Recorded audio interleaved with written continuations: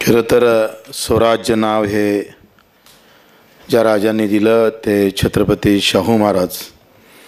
मला वाटते जिजामाता जेव्हा मालिका पाहत होतो तेव्हा शहाजी राजांनी हे नावही सुचलं आणि झेंडा पण त्या मालिकेत तसा आहे. आणि हे आंदोलनातलं नाव आहे ज्याच्यासाठी स्वराज्याचे 3 संभाजी त्यावेळेस कामी आले. आणि आता आमचे संभाजी राजा महाराष्ट्रासाठी उभे राहतं, याचा खरं तर आनंद आहे. आखरी संघटना आणि पक्ष वाढलेच पाहिजे, अधिक जास्त असले पाहिजे. पहिले गावात एकच किराणा दुकान होतं आणि त्याची उधारी फेडायला लागत जाय, कारण तो नवीन काही उधारी द्यायचं नाही जिथपर्यंत पहिली फेडायची नाही. आता एवढे पक्ष झाले त्याच्यानं आता खरी कसरत आहे पक्षाची. आता पक्षाला प्रचंड काम नाही तर ते करणं फार गरजेचं आहे. आणि मग अशा याच्यात आमच्या भूमिका आपण पाहतोय का पहिले एका गावात गेलो का एकच माणूस आपल्याला मताचं गणित सांगून द्यायचं. एखाद्या गावात एखाद्या प्रमुख माणसाला भेटलं का त्या गावची मतं भेटून जायची. आता एका माणसाला भेटून मतं नाही भेटत, आता उलट बघतात. तुम्ही जर एका गावात गेले आणि त्या ठराविक माणसाला भेटूनच बाहेर गेले तर बाकीचे लोक म्हणतात हा आपला नाही आहे. आणि म्हणून ते मतं भेटायच्या ऐवजी विरोध दिशेनं जातं. आणि मग अशा वेळेस राजकीय कार्यकर्ता हा आंदोलनाशिवाय घडूच शकत नाही. राजकारण करायचं असेल तर आंदोलन हे मला वाटते त्या पक्षाचा आत्मा असला पाहिजे. त्या माध्यमातून त्यानं कसं काम करता येईल, काय उणीव आहे, कशा पद्धतीनं समोर गेलो पाहिजे. मला वाटतं मी आंदोलन करता मला वेलणकर दादाचं खरं तर तुम्ही पहिले भेटले असते तर मला थोडे कमी गुन्हे दाखल झाले असते. तर माझ्यावर 350 गुन्हे दाखल आहे. आणि आता थकून गेलो मी कोर्टात जाता किमान 10-15 केसेसमध्ये 6 महिने 8 महिने 2 महिने 1 वर्ष 2 वर्षाची आतली सजा म्हणून मी आमदार आहो. आणि सातत्यानं आमचं मी 8व्या वर्गापासूनच आंदोलन सुरू केले. 8व्या वर्गात असताना आंदोलन सुरुवात केली आणि ते आंदोलन करत आज आमच्या आंदोलनातलं सगळ्यात मोठं यश म्हणजे दिव्यांग मंत्रालय आहे, जे महाराष्ट्रात नाही तर देशात पहिल्यांदा उभं राहिलं. त्या दिव्यांगाचे आम्ही 115 शासन निर्णय स्वतः मी काढले वेगवेगळे. आणि आंदोलन करताना ह्या सगळ्या गोष्टी करताना मला माझ्याकडे जेव्हा पाहिलं जातं तेव्हा एक आंदोलनकारी म्हणूनच पाहिलं जातं. आणि वास्तविक पाहता आंदोलनापेक्षा जास्त काम आम्ही सेवेचं जास्त केलेलं आहे. 1 लाखाच्या वर आपण किमान पेशंट दुरुस्त करून आणले असन, ज्यांचे 2-2, 10-10 लाख खर्च आहे. मी पहिल्यांदा जेव्हा सुरुवात केली राजकारणाला किंवा कामाला तेव्हा पहिले मी 7 वर्ष विदाऊट तिकीट रेल्वेत आलो. 7 वर्ष तिकीटच काढली नाही. काढली तर 2-3 डाव टीटीले मारलं. म्हटलं पेशंट आहे कशी काय तिकीट मागतंय. आणि असं करत विदाऊट तिकीट आम्ही पेशंट इथं आणले. कोणालाही बिमारी हार्टचा असेल कॅन्सरचा असेल, आमची इकडे व्यवस्था नव्हती. आम्ही ट्रेनमध्ये बसायचं आणि घेऊन यायचं इकडे. आणि मग इथे पुन्हा भांडण करायचं हॉस्पिटलला आणि तिथून त्याची दुरुस्ती त्याचा उपचार करायचे. आणि असं करता मी स्वतः 116 वेळा रक्तदान केलं. आणि 1 लाखाच्या वर आपण मला वाटते आम्ही शस्त्रक्रिया केल्या असेल. 2 गोष्टी आहे, सेवा असली पाहिजे आणि आंदोलन असलं पाहिजे. वर्षात 2 आंदोलन एवढे मोठे केले पाहिजे का लोकांच्या नजरेत भरले पाहिजे, जे लोकांचा आवाज म्हणून उभे राहिले पाहिजे. आणि सेवेचं हे सातत्य ठेवलं पाहिजे. ह्या 2 गोष्टीवर काम केलं तर मला वाटते मग झेंड्याची काही गरज नाही आहे. तो निळा असू दे, भगवा असू दे का हिरवा असू दे, हे 2ही झेंडे इथं 3-4 झेंडे फार काम करत नाही. सेवा आणि आंदोलन याचं जर व्यवस्थित तुम्ही सूत्र जोडले तर एक चांगल्या प्रकारची फडी, चांगल्या प्रकारचा कार्यकर्ता उभा राहतं. आणि मग आंदोलन हे नाविन्यपूर्ण असले पाहिजे. नेहमी आम्ही जेव्हा पहिल्यांदा एक आंदोलन केलं तर मी अर्धा जमिनीत गाळून आंदोलन केलं.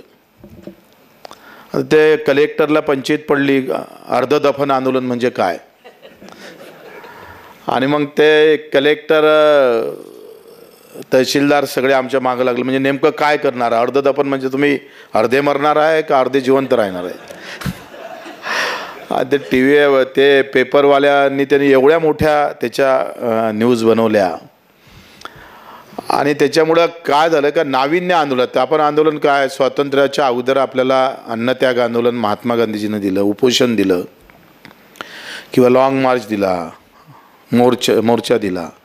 पण स्वातंत्र्यानंतरचे आंदोलन काय असले पाहिजे, स्वातंत्र्यात काय आंदोलन असले पाहिजे, परतंत्र्यात होते आपले. आणि आता उपोषणात बसलं तर कोणी लक्ष देत नाही. एखादी काही घटना झाली तरच मग तिथं कुठंतरी लक्ष वेधलं जातं. पण लक्षवेधी आंदोलन असले पाहिजे. त्या नावातच असं काही असलं पाहिजे का त्या पेपरवाल्याला छापणंच भाग पडलं पाहिजे. हे जर तुम्हाला करता आलं तर मग आंदोलनाला संख्या फार कमी लागतं. आता आम्ही अर्ध दफन आंदोलन म्हणजे 12 लोक, पण तिथं मी वाचलो. आम्ही अर्धी काय म्हणते अशी जमीन खोदली आणि अर्ध्या इथपर्यंत माती अशी आमच्या कार्यकर्त्यांनी थोडंसं चुकवलं. ते माती दाबू भरली. म्हटलं असे मोकळी भर लागन तर गवत टाक मधात. नाही म्हणे बच्चू आपण दाबू भरू.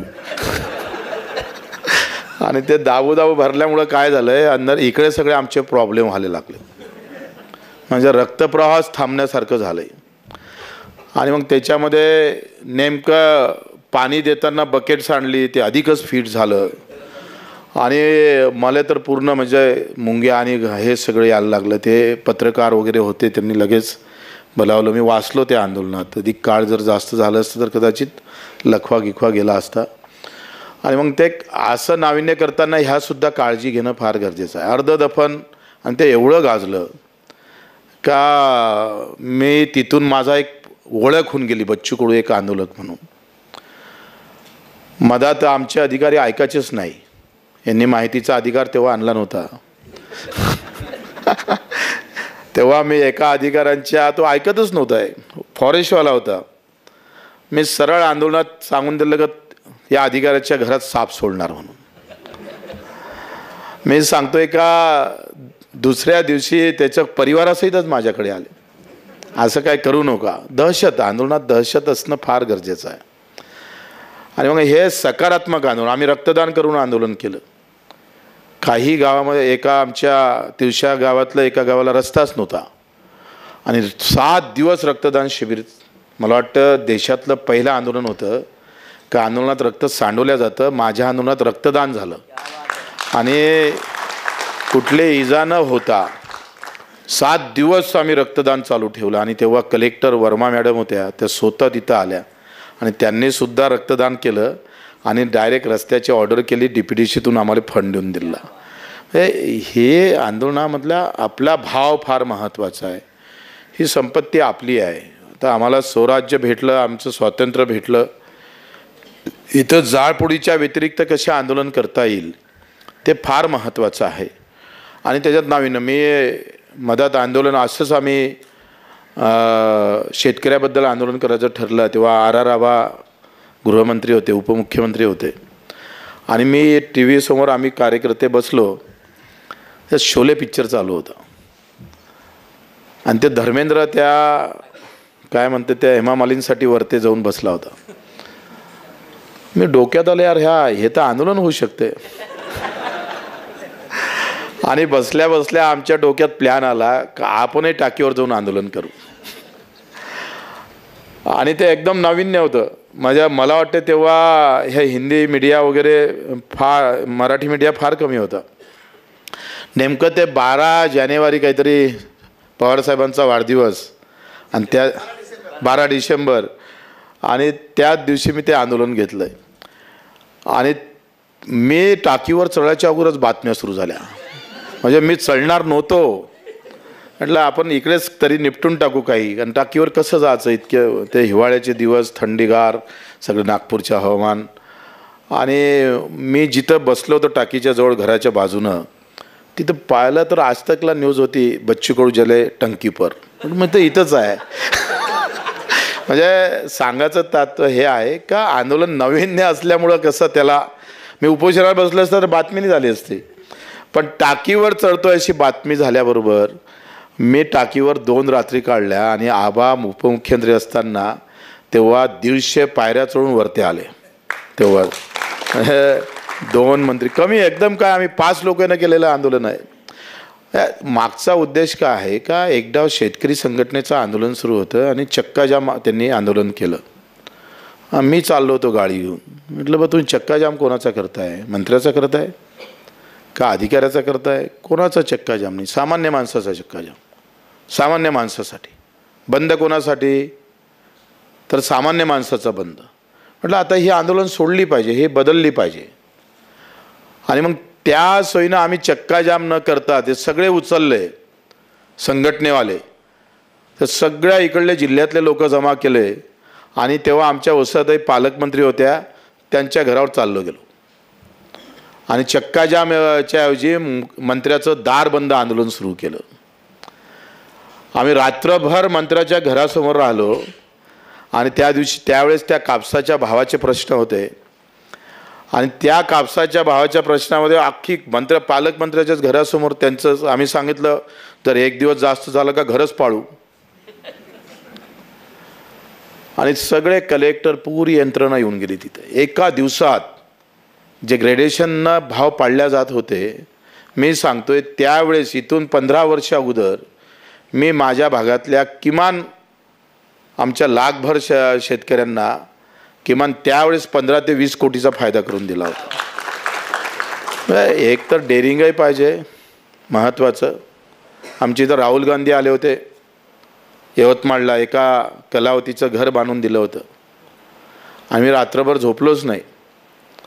म्हटलं यांची सत्ता काँग्रेसची तिकडे केंद्रात आहे, राज्यात इकडे सत्ता आहे आणि हे एका कलावतीला घर बांधून देतं, यांनी तर धोरण आखाले पाहिजे. आणि मी तेव्हा स्लोगन तयार केलं, एक कलावती झाकी है, करोडो कलावती बाकी आहे. आणि राहुलजीच्या गांधीजीच्या अमेठीत जाऊन 4 घरं बांधून दिले. 8 दिवस मुक्कामी होतो. झोई रोज फिरवायचं तिकडे. घर बांधून घेणारं आंदोलन, घरं जाळणारे आंदोलन पाहिली असेल देशानं, पण आम्ही घरं बांधून दिलेलं पहिलं आंदोलन होतं. आणि ते अमेठीत जाऊन आम्ही 50-60 गाड्या ट्रॅव्हल्स घेतली एक भरून आणि गेलो 50 जण. आणि तिथे 8 दिवस राहिलोय. वर्गणी केली, काही पैसे तिथले विरोधातले लोक भेटले, त्यांनी पण पैसे दिले आणि तिथे आम्ही 4 घरं अशाच गरीब कलावतीचे बांधून दिले. पण त्यानं मीडियानं दखल घेतली नाही. मीडियानं दखल घेतली असती घर पेटवाची बातमी असती तर, पण मीडिया दखल का घेतली नाही, घर बांधून देतोय म्हणून. ते त्यांच्या काही ते राज ठाकरेबाबतच विचारायचे आम्हाला. तेव्हा राज ठाकरेचं हिंदी आणि मराठी अशा प्रकारचं वाद सुरू होत आहे. अशा सगळ्या आंदोलनामध्ये जे काही आपण पाहतोय का, कार्यकर्त्यांनी एक लक्षात घ्या, आंदोलनाला खरं तर प्रामाणिकता फार महत्त्वाची आहे. ते पूर्ण राजकीय कधीच नसावं. आजकाल हे मतं भेटले पाहिजे म्हणून आपण ते नाव टाकत असतो, आंदोलनात एखादी मागणी घालतोय. कम्युनिस्टवाले तुम्ही पहा, त्यांची जर तुम्ही निवेदन जर पाहिली तर 34 मागणी असतं त्यांच्या. ते चालूच असतं कित्येक वर्षापासून. त्यातली एकही धड कामाला लागत नाही, असं मला अनुभव आहे. आणि मग अशा पद्धतीनं केल्यानं त्याचा बाजार तयार होतं. मला वाटतं आपापल्या भागात तालुक्यात काय प्रश्न आहे, आता कुठल्या प्रश्नावर लोक अजून नाराज आहे, याचा शोध घेतला पाहिजे की नाही. आता सध्या महाराष्ट्रात अतिशय जर ग्रामीण भागात गेलो तर लोकांचा सगळ्यात मोठा प्रश्न आहे घराचा. तुम्ही जा, मातीचे पडके घरं आहे, जातीच्या नावानं योजना आहे आणि त्याला ते भेटत नाही. दुसरा प्रश्न आहे राहतं पण जागाच. आताच मला जुन्नरचे लोक येऊन भेटले, 1200 लोक आहे, जन्मापासून ते भाड्यानं राहतात, जागाच नाही आहे. घर तर सोडा, जागा पण नशिबी नाही आहे. आणि मग अतिक्रमण करून लोक राहतात. राहण्याची सुद्धा त्यांना जागा नसल्यामुळे अतिक्रमण करून राहतं. अतिक्रमण नियमाकुल करण्याचे एका तालुक्यामध्ये किमान 100 जर गाव पकडले तर तिथं 10,000 कुटुंब परिवार, 10 ते 15,000 परिवार असं आहे का ते अतिक्रमणमध्ये राहतं. तर ही कार्यकर्त्यांना ह्या ज्या गोष्टी आहे त्या तालुक्या लेवलच्या आंदोलनाची, कारण ही काही धोरणात्मक नाही आहे, ते प्रशासकीय बाब आहे. नियमाकुल करणे, त्याचे प्रस्ताव तयार करणे, 2 गोष्टी लक्षात घेतल्या पाहिजे. का धोरणात्मक गोष्टी आपण तालुक्यावर आंदोलन करून काही फायदा नाही, आपला हसा होणार.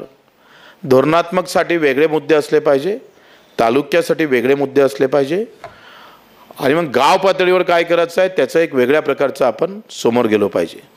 आता आपण काय करतो हे सगळं एकत्रित करतो आणि त्याच्यामुळे लोकांचा विश्वास तिथं उडून जात आहे. आता माहितीच्या अधिकाऱ्यांना माहिती घेतली, याच्यात राजकीय लोकांना एकच केलं पाहिजे, यांच्या माहितीचा अधिकार वापरला पाहिजे आणि तो माहितीचा अधिकार वापरून सगळी माहिती घेऊन त्याला आंदोलनाचं स्वरूप दिलं पाहिजे.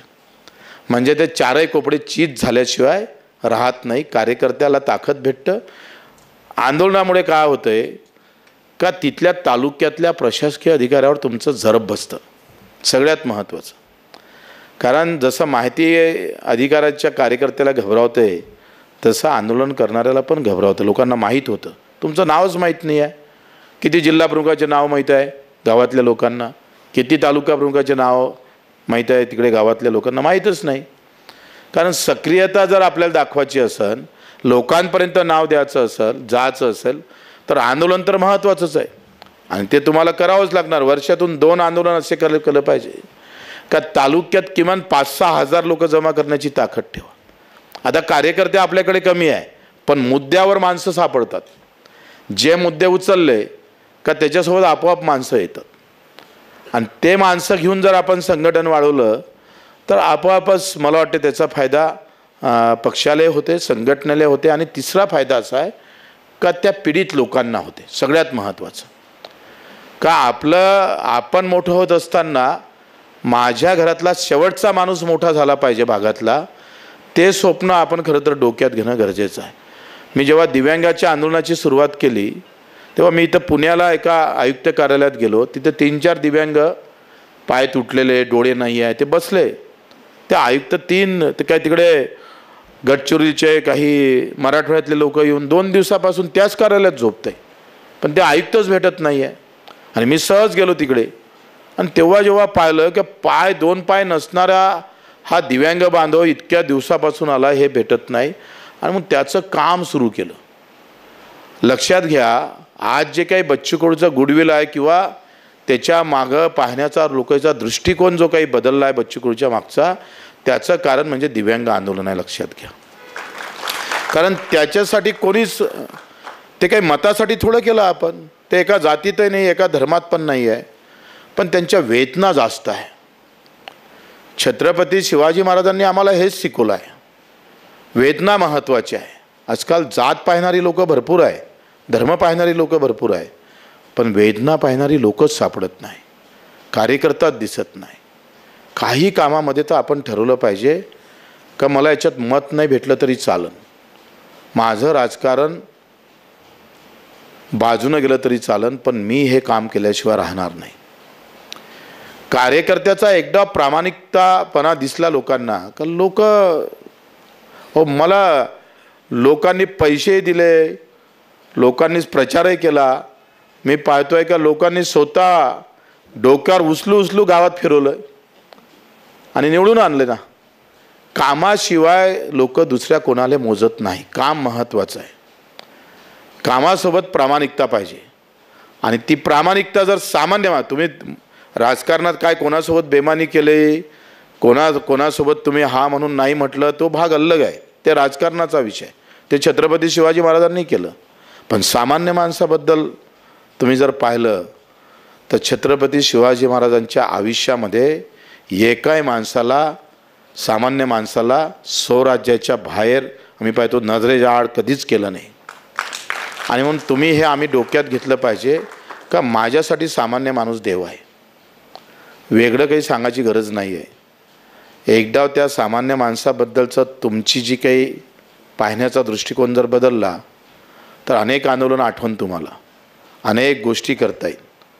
त्याच्याकडे मत म्हणून पाऊस नका, त्याला तो आपला देव आहे असं समजून कामाला जर लागलं.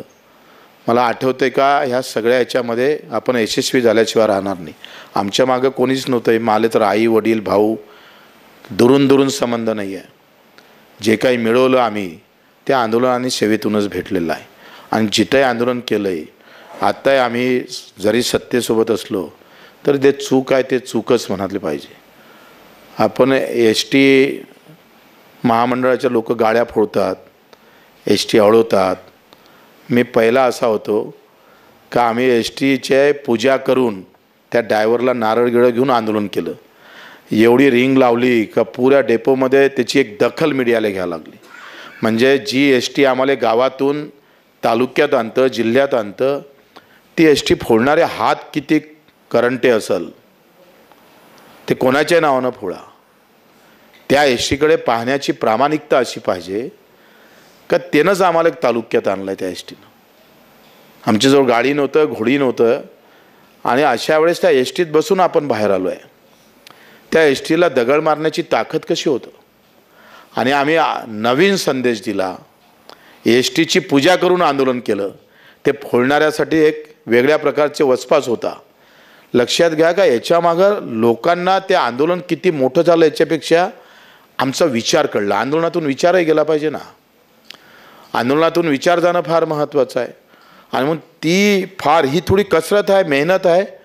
लोकांना असं वाटतं का माप असला म्हणजेच संख्या असली म्हणजेच लोक सोबत राहते, असं किसं काही नाही आहे. तुम्ही ते व्यवस्थित मांडणी केली, कमी लोकांनी केली तरी मला वाटतं ते जर साध्य झाली तर ते फार लवकर ते शक्य होतं. आणि म्हणून अशा सगळ्या विविध आंदोलन आपण पाहतो आहे. मी तर काही यांनी मला फोन केला आणि संभाजीराजेंचं नाव सांगितलं. तसं एका राजकारणी लोकांनी दुसऱ्या राजकीय स्टेजवर जात नाही, पण मला त्याचं काही बंधन नाही आहे. आखरी कार्यकर्ताच या देशाचा प्राण आहे. तो कुठल्याही पक्षाचा असू दे, तो सामान्य माणसासाठी कार्यकर्ता म्हणून उभा राहिला तर एक काम हलकं झाल्याशिवाय राहणार नाही. ही एक चांगली भावना ठेवून मला वाटते आपण सगळ्यांनी तुम्ही भाग्यवान आहे सगळेजण का संभाजीराजेसारखं नेतृत्व आपल्याकडे आहे. आणि ते अधिक उभ्या महाराष्ट्राला न्याय कसं देता येईल, कशा पद्धतीनं जे वंचित लोक आहे.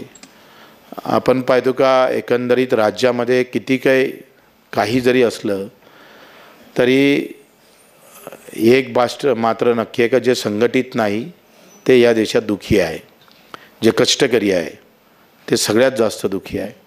देशामध्ये धर्म आणि जातीचं राजकारण दाखवलं जातं, पण खरी विषमता अधिक श्रीमंत असणारे लोक आणि अधिक कष्ट करून गरीब असणारे लोक, ह्या खरा भेद आहे. हा जो जातीय भेद आहे, तुम्ही इथं लिहिलं आहे का शेतकरी, कामगार, शिक्षण आणि आरोग्य. मी जेव्हा अधिकाऱ्याची माहिती काढली का एका अधिकाऱ्यावर आरोग्यासाठी किती खर्च होते,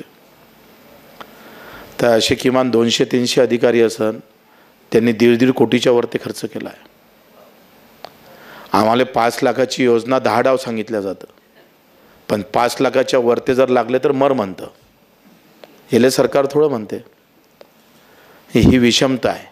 नोकरीवर असान, आमदार असान, खासदार असान तर तुम्हाला लागन तेवढे पैसे, आणि तुम्ही जर सामान्य माणूस असाल तर 5 लाखाच्या वरती नाही, मेलं तरी चालत. ह्या विषमतेच्या विरोधात लढा लागणं आम्हाला. इथं जातीपातीच्या लढाईचा काही फार मला वाटतं ते तर राजकारणासाठी वापरतो आपण, पण खरी लढाई तर ही आहे, विषमता ही आहे. अधिक काम करणारा, तुम्ही हे जे बिल्डिंग बांधली असन त्या इंजिनियरले 2,000 रुपये रोज आहे, किमान 1,500, आणि मजुराला 300 रुपये भेटले नसणार. माझं असं म्हणणं नाही का 1,500 द्या म्हणून, पण एवढी तरी असली पाहिजे. लढाई जे आपण पाहतोय, साधं शिक्षणाचं जर पाहिलं तर तुम्ही सांगा आज माझ्या पोरासोबत माझ्या पोराला जी मी काही शिक्षण देऊ शकलो, ज्या ताकदीनं देऊ शकलो, किंवा जी व्यवस्था माझ्याकडे होती ती मत मारण्याकडे नाही आहे ना. स्पर्धा कोणासोबत करावं लागतं. आज गावातल्या शेतकरी कष्टकरी माणसाला स्पर्धा करावं लागतं, त्याला झोपायला पण घर नाही आहे, स्टडी रूम तर लई दूरची गोष्ट आहे, शिकवण तर त्याच्यापेक्षा दूरची गोष्ट आहे, वातावरण नाही तिथं, व्यवस्था नाही आणि स्पर्धा करावं लागतं अशा लोकांसोबत. 20% 10% लोकांसोबत हे 90% लोक जे आहे त्याच्याजवळ कुठलीच व्यवस्था नाही आहे. कसा टिकणार आहे तो? आज आरक्षणामध्ये जरी पाहिलं तर SC कॅटेगरीतले लोक घ्या किंवा STचे घ्या किंवा OBC किंवा मराठा कोणीही घ्या, त्यातले आजही आपण पाहिलं 70% लोक हे ज्याचा बाप अधिकारी होता त्याचंच पोट्ट नोकरीवर लागताना सापडतं. तपासून पहा. म्हणजे जिथं अधिक पैसा आहे तिथं अधिक व्यवस्था चांगली आहे. हा एक मोठा मुद्दा आहे. आणि मग या सगळ्या गोष्टीवर तपासून याची चीड येणं, आंदोलन करण्यासाठी चीड येणं फार महत्त्वाचं आहे. राग आलाच पाहिजे. रागाशिवाय आंदोलन होत नाही. कोणत्या टप्प्यावर ते थांबवलं पाहिजे आणि कुठं ते पुढं नेलं पाहिजे याचा अभ्यास पहिलेच करा. तुम्ही छत्रपती शिवाजी महाराजांच्या एकंदरीत लढ्या जर पाहिल्या तर ते आपल्याला भरपूर शिकवतात. कुठं थांबवायचं आणि कुठं त्याला न्यायचं एवढं जर तुम्हाला समजलं तर तुम्ही यशस्वी झाल्याशिवाय राहत नाही. पण बऱ्याच लोकांना इथंच समजत नाही, बरीच गफलत होतं. आपण पाहतो का काही आंदोलन फार आपण ताकदीचे करतोय पण ते थांबवता येत नाही म्हणून प्रॉब्लेम होते. असं होता कामा नये याची पण काळजी घेतली पाहिजे. आणि आम्ही सोबत आहोत. तुम्ही एखादं आंदोलन घेतलं तर शेतकऱ्यासाठी मी सुद्धा एक कार्यकर्ता म्हणून येईल, मला काही त्याच्यात वावगं नाही आहे. कारण आखरी आवाज हा सामान्य माणसासाठी तो कुठल्याही झेंड्याखाली असू दे, आवाज सामान्याचा असला पाहिजे. झेंडे से कोई मतलब नाही, अजेंडा से मतलब है. अजेंडा महत्त्वाचा आहे. म्हणून अजेंडा हा सामान्य कष्टकरी माणसासोबतचा बाजूचा असला पाहिजे, त्याच्या न्याय हक्काचा असला पाहिजे अशी अपेक्षा करतो आहे. आंदोलन तर आम्ही बहु केले. मला वाटते मी किमान 300 आंदोलनाची नोंद आहे वेगवेगळ्या, पण एवढे काही सांगण्याची गरज नाही आहे. तुमची प्रामाणिकता आणि चीड डोक्यात असू द्या आणि कुठं गरज पडली तर आम्हाला नक्की सांगा. संभाजीराजे आम्ही सोबत आहोत. राजकारणात आम्ही कुठं जरी असलो तरी आंदोलनात मात्र तुमच्यासोबत राहू. आपल्या सर्वांचं मी आभार मानतो, सगळ्यांना धन्यवाद देतो. जय हिंद, जय महाराष्ट्र. भाऊ तुम्ही कारण की नेत्यांना प्रश्न विचारायचं म्हटलं तर लोक जरा घाबरतात, पण तुम्ही आमचे वक्ते मार्गदर्शक आहात. तर तुमच्याकडे पाहत असताना तुम्ही अतिशय सॉफिस्टिकेटेड आंदोलन आता सांगितली बरं का, की विचार देणारी, दिशा देणारी. पण एक दुसरे बच्चू कडू साहेब पण आम्हाला भाऊ दिसतात आम्हाला, की जे जर काम होत नसेल, तेवढा जनून मुद्दा असेल तर खळखटाक पण करतात, म्हणजे कानाखाली पण वाजवतात, कधी वेगवेगळ्या पद्धतीने जातात. तर राजकीय पक्ष म्हणून आणि सामाजिक न्याय देताना ही भूमिका आजच्या तरुणांना कशा पद्धतीने घेतलं पाहिजे? माझे आई वडील ज्यावेळेस घरी असतात, मी ज्यावेळेस आंदोलन करतो आणि टेम्पो जर माझा त्या पद्धतीने वाढला तर माझे आई वडील आणि आमच्या पक्षाचे नेतृत्व असणारे छत्रपती संभाजी महाराज हे देखील म्हणतात की तुमची मर्यादा किंवा न्याय देताना तुम्ही वाहून जाताय का? एक पक्ष म्हणून, एक नेता म्हणून आणि एक बच्चू म्हणून आपण याच्याकडे कसं पाहता ह्या प्रक्रियेकडं? आम्हाला सर्वांना काय सल्ला द्याल? कालच मला बायकोनं असं म्हटलं का आम्ही त्या गोदरेजनं 3,500 एकर जमीन आहे, 3,500 एकर जमीन त्या गोदरेजवाल्याजवळ आहे, एकट्या माणसाजवळ. मुंबईत 34,000 एकरवर बसली आहे. त्यातले 6 लोकांजवळ 6,000 एकर जमीन आहे. शेतकऱ्याला सिलिंग लागला, यांना सिलिंग लागला नाही. संपत्तीला सिलिंग नाही, पैशालाही सिलिंग नाही आहे, शेतीला सिलिंग आहे. आणि मी सभागृहात म्हटलं का हे जर गोदरेजवर तुम्ही हे जर परत घेतली नाही जमीन, कारण इंग्रजाची चापलुसी करून 6 पारशेनं ती जमीन बडकवली आहे, ते इंग्रजाची त्यांनी चापलुसीच केली. आणि अशा वेळेस मी जेव्हा मुद्दा मांडला का मी त्या जमिनीवर ताबा घेणार, तेव्हा बायको म्हणत होती का बा एखादा इतक्या मोठ्या संपत्तीवर तुम्ही जर हात लावताय तर तुमचं बरं वाईट होईल. मग त्यांना मी सांगितलं का छत्रपती शिवाजी महाराजांनी तोरणा 7 गड्या म्हणून घेतला होता. 7 ते 8 लोक होते वाटते तेव्हा. आणि तेव्हा आदिलशाचं सैनिक हे 10 लाखाच्या वर होतं, निजामशाही 25 लाखावर होती, मोगल 50 लाखाच्या वर होतं. 7 लोक त्या किल्ल्याला हात लावतं ज्याचं सैन्यबळ 10 लाखाचं आहे आणि आजूबाजूनं आहे. कुठून आली असं हिंमत? कोणं दिली असं हिंमत? हे डेअरिंग आहे ना, लहान गोष्ट आहे का? विचार नाही करू शकत. आता तर आपण जाऊ शकतो, पण मागच्या 5 वर्षात मोदीजीच्या विरोधात जायची कोणाची हिंमत होती? ईडी होती डायरेक्ट. लोक घबरावतात. आम्ही मोदीजीच्या घरावर जाऊन आंदोलन करून आलो गुजरातमध्ये. तरी ही आत्मीयता पाहिजे. मी पहिलेच म्हटलं की चीड पाहिजे आणि प्रामाणिकता पाहिजे. हे काही कसं आहे, हे सांगून बघून येत नाही. माझ्यावर 353 किमान 100पर्यंत गेले असेल. आणि मला कधी कधी आवरा लागतं की चीड आली नाही पाहिजे, चीड आली नाही पाहिजे. 2-3 कार्यकर्ते माझ्या बाजूने बसले असतात का मारलं नाही पाहिजे म्हणून. आता तो माझ्या रक्तातच दोष आहे, काय करू. आता ते लोक दोष म्हणतात, मला असं वाटतं वरदान आहे. ते कसं आहे, आखरी काल आम्ही विधानसभेत मी अध्यक्षांना म्हटलं आहे की तुमच्या अध्यक्षाच्या चालकाला 50,000 रुपये महिना भेटतं. 34-50 सगळं देयगीय जर पाहिलं तर 50-60 हजार रुपये महिन्यापर्यंत जातं. मंत्र्याच्या ड्रायव्हरला ते AC मध्ये जातं. ते म्हणजे मंत्र्याच्या गाडीतला चालक हा AC मधून फिरतंय, त्याला काही जास्त मेहनत नाही लागत. आणि इकडे चालकाला फक्त 12,000 STच्या. मग मी म्हटलं लाज नाही वाटत का तुम्हाला? तर ते सगळे माझ्या अंगावर आले. म्हटलं तुम्हाला राग येतं काय? आता कोणाच्या थोबाडीत मारू? तर ते दादा भुसे माझे मित्र आहे खास. म्हणजे आम्ही कधी कधी हप्त्यातून एकदा जेवतोय. पण ते चीड आली ना, मी दादा भुसरेला विसरून गेलो. तो चालक डोळ्यासमोर दिसला. दादा भुसे माझ्यासाठी शून्य आहे, तो काही विषय नाही आहे. ही जी आहे ही फार महत्त्वाची. इथं आम्ही पाहतोय का, जर आमच्या डोळ्यासमोर शिवाजी महाराजाचं राज्य उभं करायचं असेल तर नातं गोतं हा विषय महत्त्वाचा नाही आहे. काय होईल काय होणार नाही. आता माझ्यावर तुम्ही सांगा, आत्तापर्यंत सगळ्या केसेस पकडल्या तर 8 वर्षाच्या सजा होतं. मला अशी भीती आहे आता 65 वर्षानंतर मला जेलातच राहावं लागेल. एवढ्या केसेस चालू आहे. ते आवरतच नव्हतं. मी दिव्यांगांचा कायदा 1995 आला, त्याचा शासन निर्णय झाला नाही. शासन निर्णय करायला मला आंदोलन करावं लागले. मी मोगे साहेबाच्या घरात घुसलो मंत्र्याच्या. ते मोगे साहेब मागच्या दरवाजानं पळाले. म्हटलं तू पळ, मी इथंच थांबतो. आम्ही 500-600 लोक त्या मंत्र्याच्या घरात 2 दिवस राहिलो भाऊ. तिकून पृथ्वीराजजी चव्हाणचा फोन आला. म्हटलं आता तुमच्या बाजूनच, मोगेच्या बाजूनच तुमचा बंगला, तिथं घुसतो. ते सगळे टाकून आला. तेव्हा आम्ही 15 शासन निर्णय केले. आखरी कुछ पाने के लिए कुछ खोना पडता. त्याच्यानं आपल्याला ही एक, मी पहिलेच सांगितलं का सामान्य माणसाबद्दल बिलकुल जान जाए लेकिन पीछे नहीं आना. राजकारणात बच्चू कडूला आमदार म्हणून कोणी ओळखत नाही, बच्चू कडू म्हणून ओळखतात.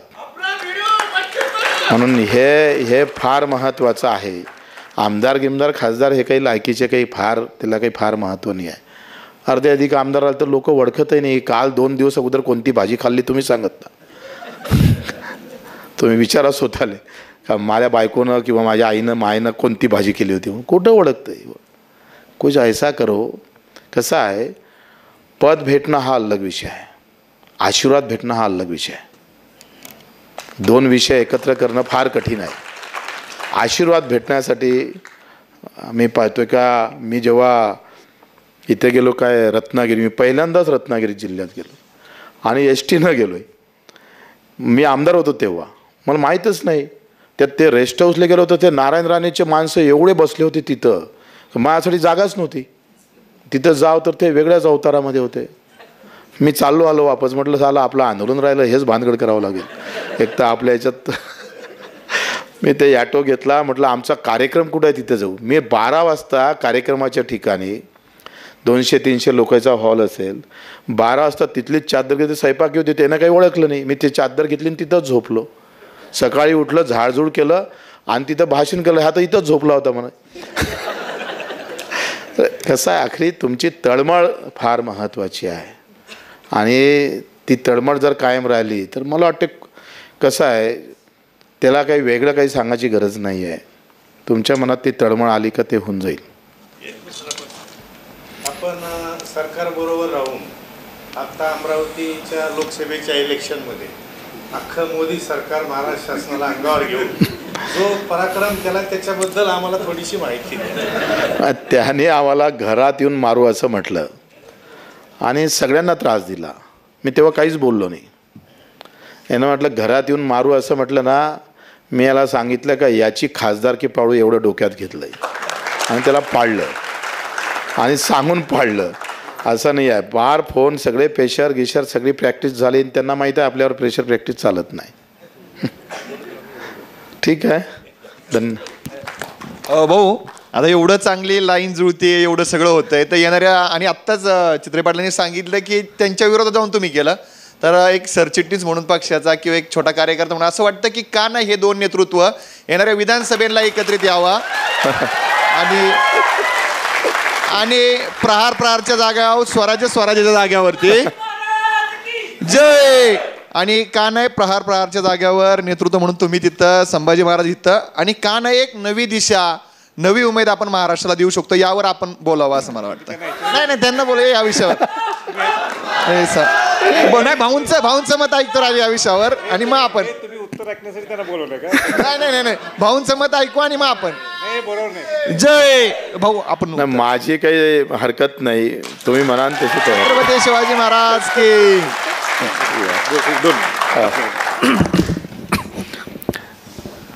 माजी मंत्री, आपल्या सर्वांचे लाडके नेते आमदार बच्चूभाऊ, आपण एक शब्द टाकला आणि ते आज इथं आले, याबद्दल मी स्वराज्याच्या माध्यमातून त्यांचं मनापासून आभार व्यक्त करतो. तिने इतक्या चांगल्या पद्धतीने प्रबोधन केलं. कशा पद्धतीने आपण आंदोलन करायला पाहिजे, आंदोलन करत असताना सुद्धा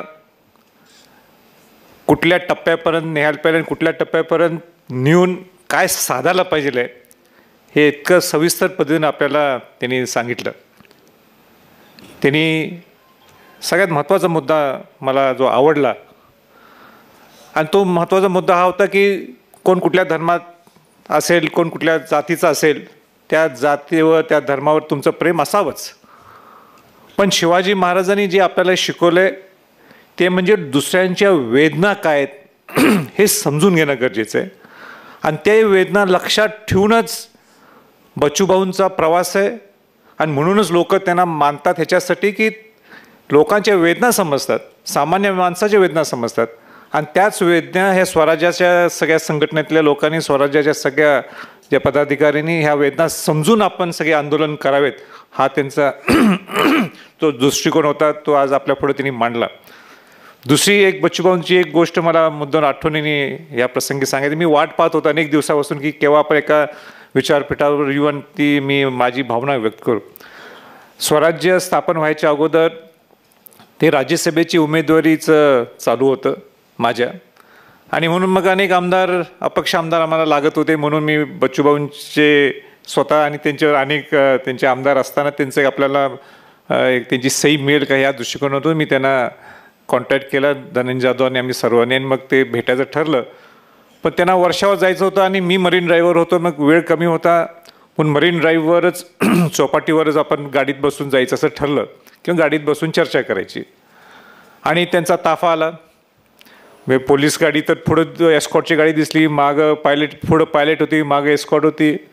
पण बच्चूभाऊची गाडी कुठं आहे म्हटलं, मंत्र्यांची गाडी म्हटलं, ते आपण मंत्री होता त्यावेळी, आणि मंत्र्यांची गाडी बघतो, मंत्र्यांची गाडी काही दिसत ना, मोठी ती कुठली लँड क्रुझर असेल किंवा ती फॉर्च्युनर असेल किंवा ती काय काय मोठ्या गाड्या असतात किंवा जी रेंज रोवर असेल. पण बच्चूभाऊंची गाडी कुठली, स्विफ्ट, छोटीशी गाडी ती, म्हणजे माणसाचा साधेपण किती बघा.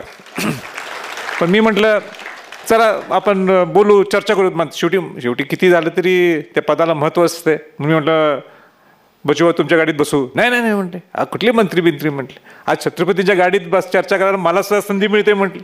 आणि म्हणून सगळं एस्कॉट बाजूला ठेवला, पायलटिंग बाजूला ठेवलं, त्यांची गाडी, स्वतःची गाडी, कोणाची तरी गाडी आणलेली छोटीशी गाडी ती बाजूला ठेवली, स्वतःची सुद्धा गाडी नाही, कोणाची अशीच गाडी आणलेली कुठली तरी ती सुद्धा बाजूला ठेवली, आणि मग माझ्या गाडीत बसले.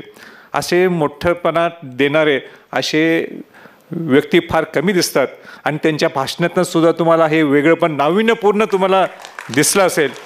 आणि मला आपल्याला सांगायचं आहे बच्चूभाऊ, जे धनंजय जाधवने आपल्याला इकडं बोलवलं, इथे सगळे जे स्वराज्याचे सगळे पदाधिकारी हे सगळे तुमचे चाहते आहेत. चाहते कशासाठी आहेत?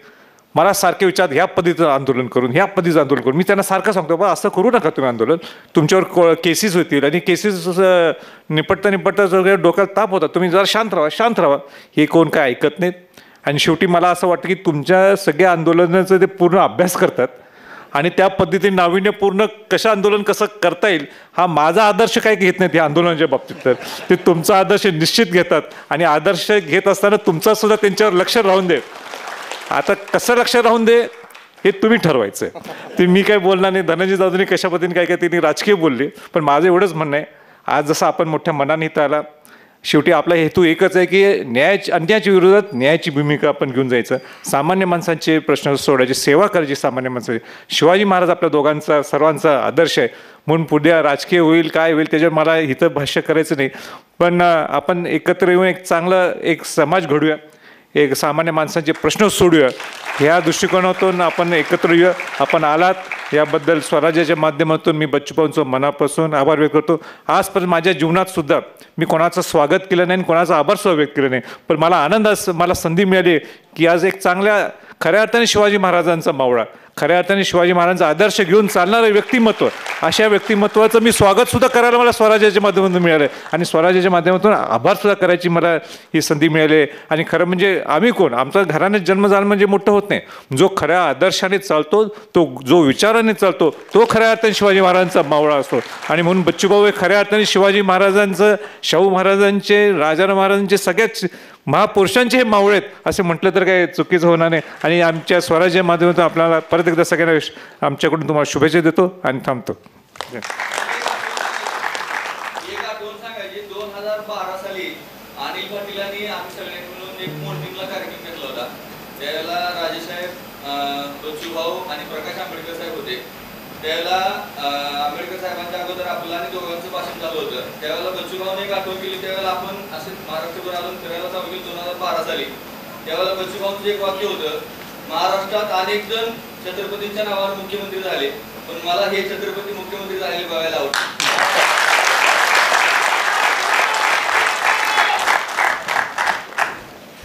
धन्यवाद भाऊ, धन्यवाद राजे. खरं तर या गोष्टीवर बोलण्यासारखं बरंच काय होतं, पण